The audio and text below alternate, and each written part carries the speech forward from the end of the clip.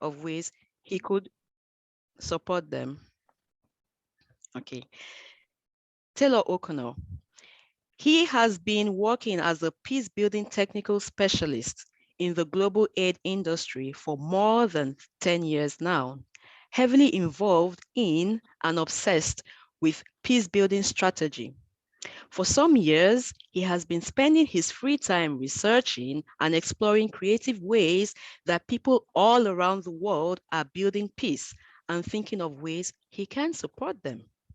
In early 2020, he started writing blog articles trying to make peace building concepts accessible to more people and to share what he has learned about creative approaches to building peace.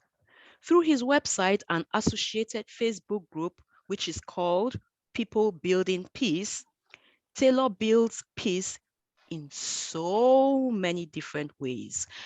With peace in our hearts and with enthusiasm, we warmly welcome Taylor O'Connor to make his presentation. Hi, everybody. Happy to be here. Thanks, Ukbemi. I hope you can see the screen I shared. Thumbs up if you can see it. Anybody? Great. So, and I think Ukbemi mentioned I have about 10 minutes, so I'm just gonna, this is my habit, write it down so I don't get lost in the time. There we go. So as Ukbemi said, yeah, I worked in kind of the aid industry for a long time, and in the area of peace building, I started blogging and just before COVID, actually, which was a bit random. Everyday Peace Building is the website, and then started a group, Everyday Peace Building, which is more of a community space for people that build peace all over the world. I don't need to go into too many details about that because the presentation is a bit more specific. I'll tell you a little bit about my journey, which brought me to this. I was in college when the Iraq War started, September 11th, Iraq War, and I remember all my friends were out protesting in the streets, no war, and that was great. But I sort of felt like they don't care; they're going to have war, right? There must be a more effective way to build peace, to prevent war before it starts, instead of just waiting for war to happen and then go out and protest. Protest is great.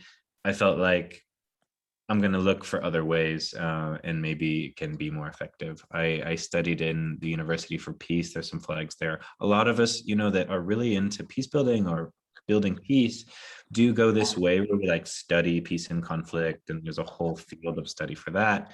And then we get involved in the aid industry. So I have some pictures. I lived in Asia for 10 years, Myanmar there, working with different groups, first with like grassroots groups, then with bigger organizations. And then even like peace building itself tends to be mostly placed within the aid industry.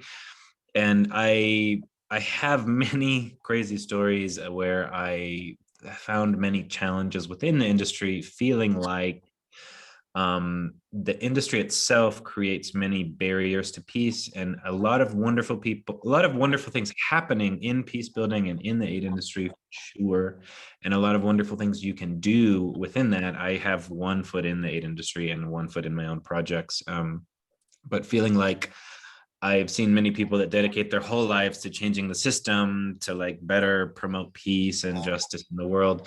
And that wasn't where I wanted to dedicate my life. And I identify with this report that came out, I think last year, from Peace Direct, Time to Decolonize Aid. So that's kind of a little bit about my journey. And so I sort of seeing that, okay, well, I wasn't going to be an activist in the streets my whole life. I wasn't going to maybe see my entire life in the aid industry peace building. I was like, there must be other ways to build peace, right? Sometimes we get, whether we're an artist or musician, or whether we work in government, or whether we're an activist, or whether we work in the aid industry, we sort of get stuck in our way, right? And so I was sort of like, I suppose I got stuck in the aid industry vision of building peace, and we start to think that that's how it works. That's how building peace works. But there's so many other ways, and so I did this. I spent years just researching. I have like 4,000 or 5,000 organizations that build peace, like just mapping them and seeing what people are doing. And because I'm an obsessed peace nerd, maybe many of us can identify with that. And I started to map different ways people build peace, and I called it a typology of a peace builder in 51 flavors.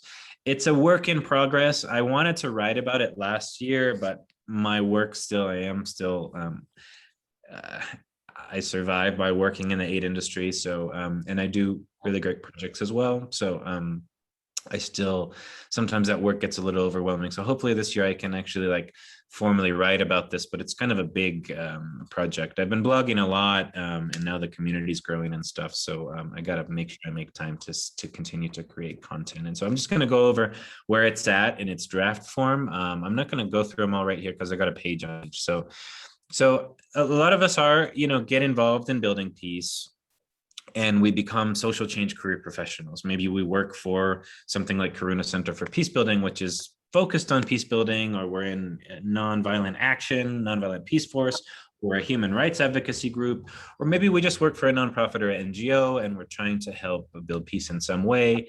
And that's one way of building peace. That's where I've been for a while, exploring outside of that. And so I think by mapping this, I hope that I also find that people are passionate about a social issue, and they find themselves in one of these, whether you're an activist or whether you're a social change career professional, but they don't see better ways to use their talents and skills because we're all different. And so I hope in seeing these different ways of building peace that you can kind of see where you are and where your strengths lie. And also sometimes we operate in a combination of two or three of these. And so think about how these kind of identify with you.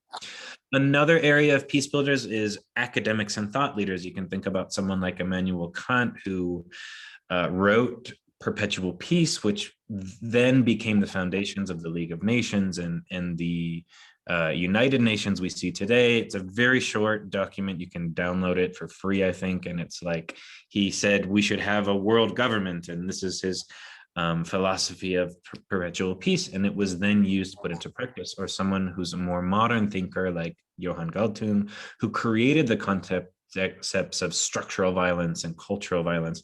There's so many others that inform the way we think, that are academics, thought leaders in many specific ways. I can give so many examples, and those are just two.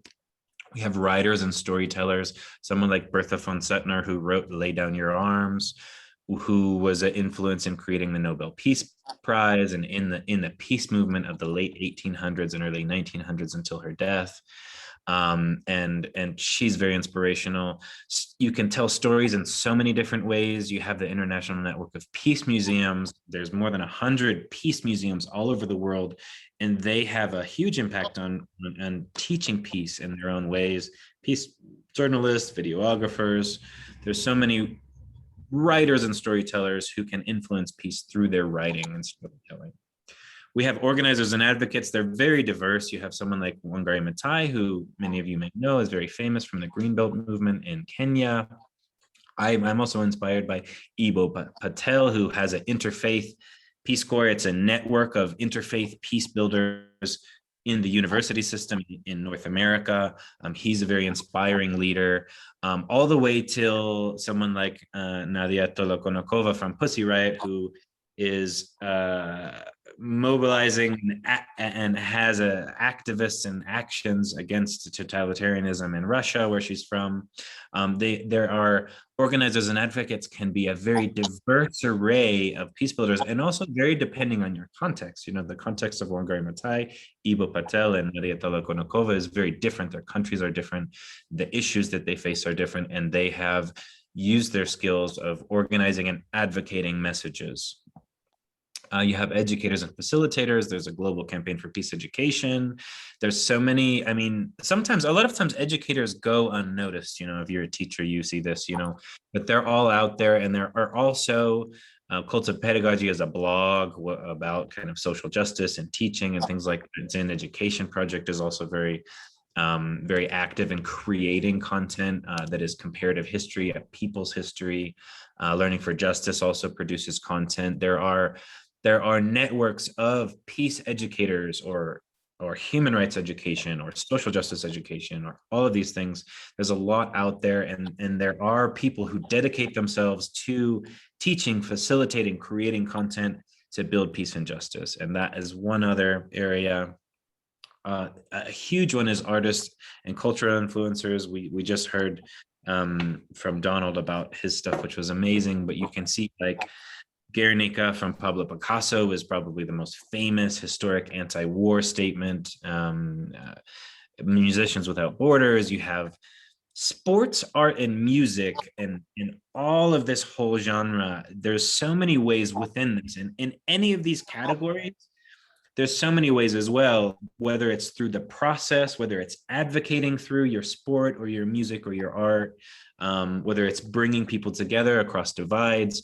There's so many different ways that sports, music, art, and all of these things can be used to build peace. And so this is the one category. Colin Kaepernick advocating as a sports icon against police violence against the African-American community in the United States. These are all peace builders. These are all people who work for peace and justice in many creative and different ways, and using wherever they're at. Government, civil servants, even military people who have defected from the military historically have made a huge contribution to peace. General Smedley Butler is one of the most decorated U.S. Marines, who basically, he wrote the book War is a Racket, and he basically, from seeing war directly and seeing corporate interests in war, was one of the earliest, before they're talking about the military industrial complex. He 100 years ago wrote this book and really advocated about causes of war being commercial profit interests and things like that, all the way to Marielle Franco, who was sadly assassinated a good 4 or 5 years ago in Brazil, who was a community activist in the favelas in Brazil, advocated for against police violence, for the rights of Afro-Brazilians, gender rights, trans rights, and she got into public office in Rio de Janeiro, I want to say, and used that before her assassination to try to change laws. And so you have people that do work in the military or or defected from the military or in public office as well, in so many different ways, that are trying to change what you would is structural violence. I'll go through the last time, Taylor. Yeah, I'll wrap up. I got just 2 more. All right, great. Meters and relationship building. Thich Nhat Hanh sadly passed away just a few days ago. Many of us may know him, who connected personal and interpersonal peace building. Someone like Daryl Davis, who befriended white supremacists and changed their view on race relations. You have community workers. There's a big connection between health and community support, and there's a whole bunch of organizations that work for that. And finally, you have many innovative ways to do that, to build peace, whether through technology or social entrepreneurship. I have Anthony Bourdain, who had a food show, but he really humanized people who are victims of a lot of types of discrimination. And so in the end, the idea of working on this is that you're seeing which areas, so you don't get peg-hold, but which areas of a typology are you kind of strong in, or you identify with, and how do you use that creative combination? Because none of us are only just in one.